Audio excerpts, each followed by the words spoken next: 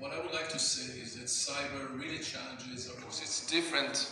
It's not against physical threats. Right. But the idea of that is to get a lot of feeds that now need to be taken care of differently, independently. We want to put them all together, index them together, put it all in a big pool that will be mined with artificial intelligence, and eventually spread the relevant information automatically to all the relevant systems. So I think we should work eventually together on fast and effective information sharing. This, I think, is the main thing that we need to focus. Of course, there is training and education and the Israeli market, and I think even here in this exhibition outside, there are excellent companies that are providing online training, and the importance of education was mentioned earlier. So education, training, and information sharing, I think this would be the most important. One of the aspects we need to look at as a continent, I believe one of the aspects we need to look at as a continent in tackling cyber crime investigation across the various countries is the involvement of in-house skill sets. Now, most governments have certain bodies. There are a spectrum of skill sets that can be found in the private sector, and such skill sets have to be involved in these processes, including the youth, okay? Because there are a lot of these technologies that are evolving, and most of the youth seem to be up to date and abreast with some of these advancements. But you find that those people are more situated in the private sectors than in the government sectors. So there needs to be that inclusivity when it comes to this conversation. Recently we had the ECG issue, and to date there is no solid forensic report that says that ABCD happened. We don't know whether there was a hack, what exactly happened. Exactly. No one knows. No one knows, okay?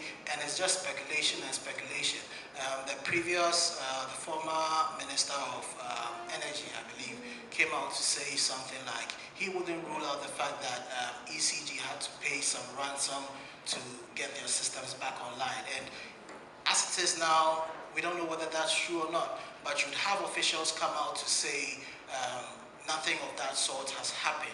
Now, even if it did happen, okay, being transparent with some of these things help the local community as well as the international community know what's going on.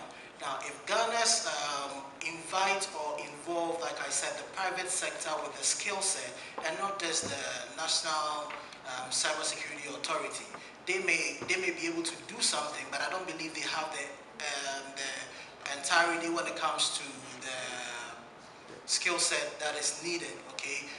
Yes, they may have to some extent, but there may be some gaps, and these people in the private sector, they're actually even bodies, communities, like the African Hackon originating from the Kenya, okay, that are good. They have a branch in Ghana here, and they are doing excellent, okay? So those kind of bodies should be involved in such processes. And finally, I like to say that the importance of enforcing standards in terms of technological implementation of solutions, having ISO standards like the 27001, right, in place, such that security can be something that is implemented on the wider scale, with digitalization taking place on a larger scale as we see in the country. Most people come and bring things that they think are fit for us. We will not take it, because if we were not involved in the planning,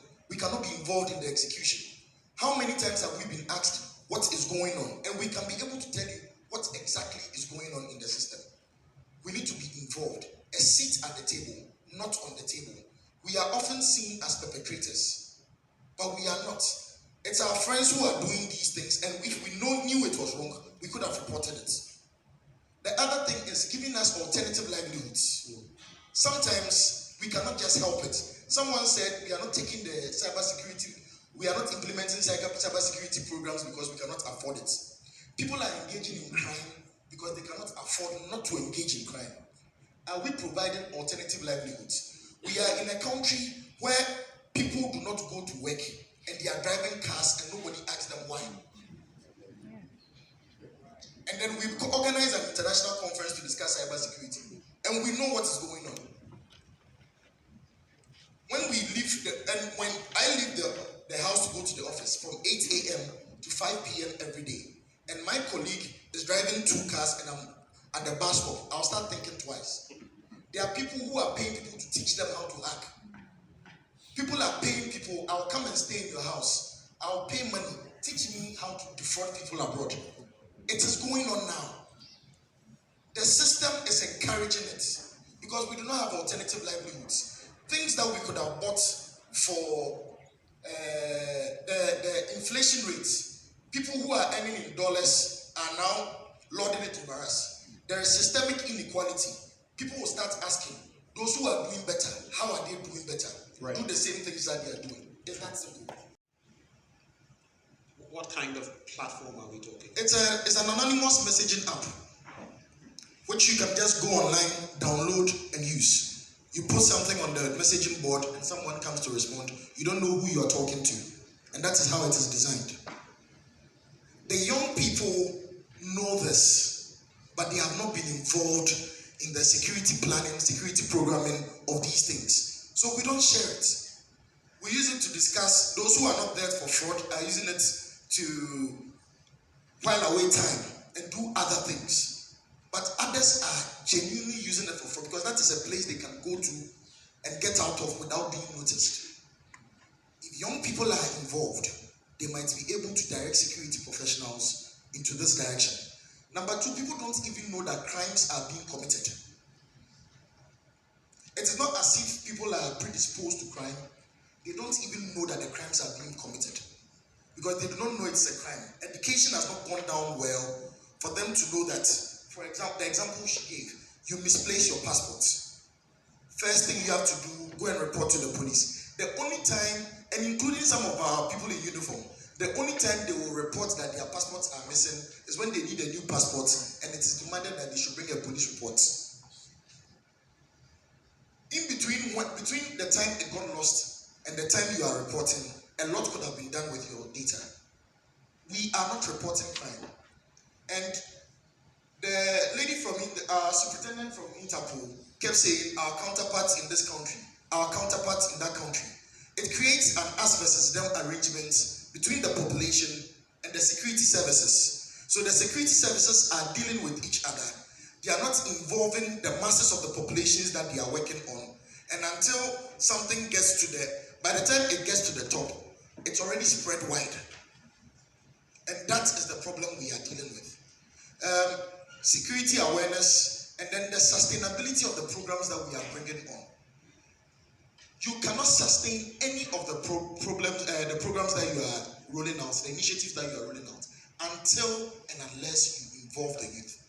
The youth must actually lead and own these initiatives. They must own it. They must believe that they are part and parcel. The thing about us without us is for us.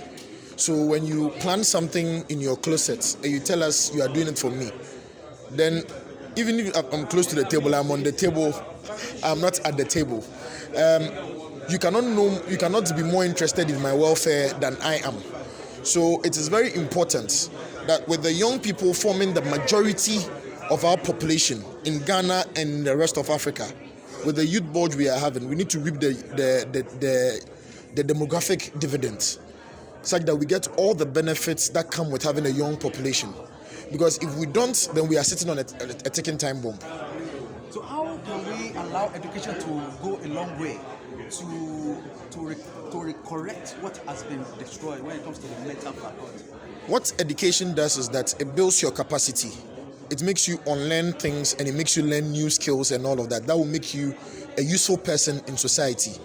But beyond the education, Africa is one of the most educated continents in the world. So we need to go beyond the education and build our systems. Make sure that our systems are ready to absorb the people we are educating.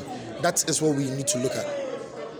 So your message to youth? Young people, leaders of today. You are not leaders of tomorrow, you are the leaders of today.